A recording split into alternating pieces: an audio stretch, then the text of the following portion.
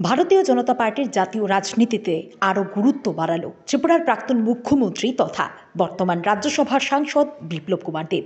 আসন্ন লোকসভা নির্বাচন উপলক্ষে দলের সর্বভারতীয় সভাপতি শনিবার দেশের বিভিন্ন রাজ্যের নির্বাচন প্রভারী এবং সহ প্রভারীদের নামের তালিকা ঘোষণা করেছেন। সেই তালিকায় রাজ্যের প্রাক্তন মুখ্যমন্ত্রী তথা বর্তমান সাংসদ বিপ্লব কুমার দেবকে হরিয়ানা রাজ্যের নির্বাচন প্রভারী করা হয়েছে। সহ প্রভারী করা হয়েছে সাংসদ সুরেন্দ্র নাগরকে। বর্তমানে শ্রী দেব হরিয়ানায় দলের রাজ্য প্রভারী হিসেবে নিযুক্ত আছেন। এখন একই সাথে তাঁকে হরিয়ানায় নির্বাচন প্রভারী হিসেবে অতিরিক্ত দায়িত্ব দেওয়া হয়েছে। উল্লেখ্য, নির্বাচন প্রভারীদের ঘোষিত তালিকায় বিপ্লব কুমার দেব ছাড়াও আরও এমন দুজন আছেন যারা আগে থেকেই দলের রাজ্য প্রভারী হিসেবে সাংগঠনিক দায়িত্ব পালন করছেন। তাদেরকে আবার ওই রাজ্যেরই নির্বাচন প্রভারী হিসেবে দায়িত্ব দেওয়া হয়েছে। তারা হলেন ছত্তিশগড়ের ওম মাথুর এবং বিহারের বিনোদ তাওরে।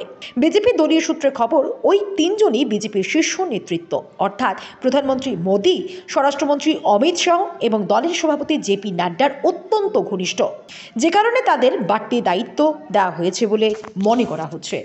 ব্যুরো রিপোর্ট, দৈনিক সংবাদ।